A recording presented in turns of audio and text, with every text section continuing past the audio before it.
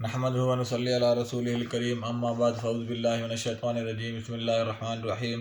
ان اللہ و ملائکتہ یصلون علی النبی یا ایھا الذین آمنوا صلوا علیہ وسلموا تسلیما۔ اللہم صلی علی محمد وعلی آل محمد کما صلیت علی ابراہیم وعلی آل ابراہیم انک حمید مجید۔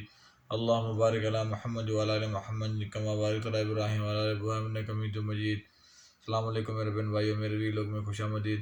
میرا نام عبدالحق بیان ہے اور میرے وی لوگ میں ڈیلی روٹین میں قرآن شریف کا ترجمہ رہتا ہے اردو میں، اور آج سورہ ہود کی آیت نمبر 38 سے لے کر 53 تک میں آپ کے ساتھ شیئر کروں گا۔ اللہ تعالیٰ ہمیں سمجھنے کی توفیق عطا فرمائے، صحیح راستے پہ چلنے کی توفیق عطا فرمائے۔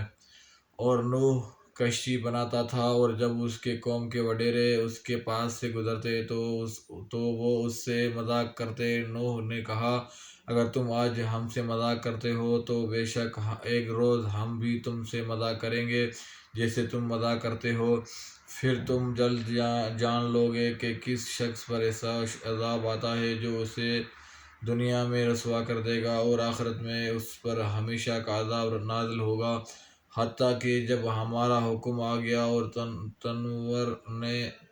تنور نے جوش مارا تو ہم نے نوح سے کہا، اس کشتی میں ہر قسم کے جانوروں کا جوڑا، 2 نر اور مادہ سوار کر لو، اور اپنے گھر والوں کو سوائے اس شخص کے جس کی بابت پہلے حکم ہو چکا، اور ان کو بھی جو ایمان لا چکے ہیں، اور اس پر تھوڑی لوگ ایمان لائے تھے۔ اور نوح نے کہا، اس کشتی میں سوار ہو جاؤ، اللہ کے نام سے ہے اس کا چلنا اور ٹھہرنا، بے شک میرا رب البتہ بہت بخشنے والا نہایت رحم کرنے والا ہے۔ اور وہ کشتی انہیں پہاڑ جیسے موجوں میں لے جاتی تھی، اور نوح نے اپنے بیٹے کو پکارا اور وہ سب سے الگ تھلگ تھا، پیارے بیٹے تو بھی ہمارے ساتھ سوار ہو جا اور کافروں میں شامل نہ ہو۔ وہ بولا، میں ابھی کسی پہاڑ کی طرف پناہ لے لیتا ہوں، وہ مجھے پانی سے بچا لے گا۔ نوح نے کہا، آج اللہ کے حکم عذاب سے کوئی بچانے والا نہیں مگر جس پر اللہ رحم فرمائے۔ اور ان دونوں کے درمیان لہر حائل ہو گئی تو وہ غرق شدہ لوگوں میں شامل ہو گیا۔ اور کہا گیا، اے زمین تو اپنے پانی نکال لے، اور اے جودی پہاڑ اور کہا گیا، اے زمین تو اپنا پانی نکال لے، اور اے آسمان تو برسنے سے تھم جا۔ اور پانی خشک کر دیا گیا اور کافروں کا کام تمام کر دیا گیا، اور کشتی جودی پہاڑ پر جا ٹھہری، اور کہا گیا، ظالم قوم کے لیے دوری لعنت ہے۔ اور نوح نے اپنے رب کو پکارا، چنانچہ اس نے کہا، اے میرے رب، بے شک میرا بیٹا میرے اہل میں سے ہے، اور بے شک تیرا وعدہ سچا ہے، اور تو سب فیصلے کرنے والوں میں سے بہتر فیصلہ کرنے والا ہے۔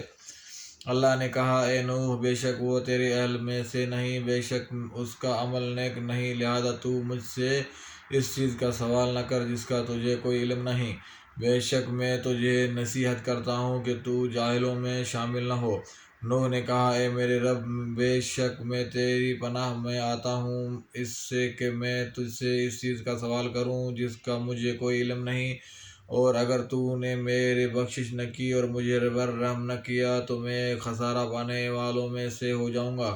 کہا گیا، اے نوح، اتر تو ہمارے طرف سے سلامتی اور برکتوں کے ساتھ جو تجھ پر اور تیرے ساتھ کی جماعتوں پر نازل کی گئی ہیں، اور کچھ جماعتیں ہوں گی کہ ہم دنیا میں انہیں فائدہ دیں گے، پھر انہیں ہمارے طرف سے دردناک عذاب پہنچے گا۔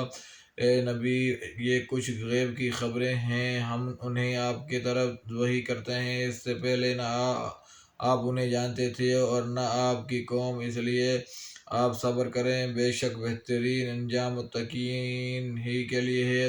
اور ہم نے عاد کی طرف ان کے بھائی ہود کو بھیجا، اس نے کہا، اے میری قوم، تم اللہ کی عبادت کرو، تمہارے لیے اس کے سوا کوئی معبود نہیں، تم تو محض جھوٹ گھڑنے والے ہو۔ اے میری قوم، میں تم سے اس تبلیغ پر کوئی اجر نہیں مانگتا، میرا اجر تو اس ذات کے ذمہ ہے جس نے مجھے پیدا کیا، پھر کیا تم عقل نہیں رکھتے؟ اور اے میری قوم، تم اپنے رب سے بخشش مانگو، پھر اس کی طرف توبہ کرو، اور وہ تم پر خوب برسنے والی بادل بھیجے گا اور تمہارے قوت پر قوت بڑھائے گا، اور تم مجرم بن کر حق سے منہ نہ موڑو۔ انہوں نے کہا اے ہود، تو ہمارے پاس کوئی واضح دلیل نہیں لایا، اور ہم صرف تیرے کہنے سے اپنے معبودوں کو چھوڑنے والے نہیں، اور ہم تجھے پر ایمان لانے والے بھی نہیں۔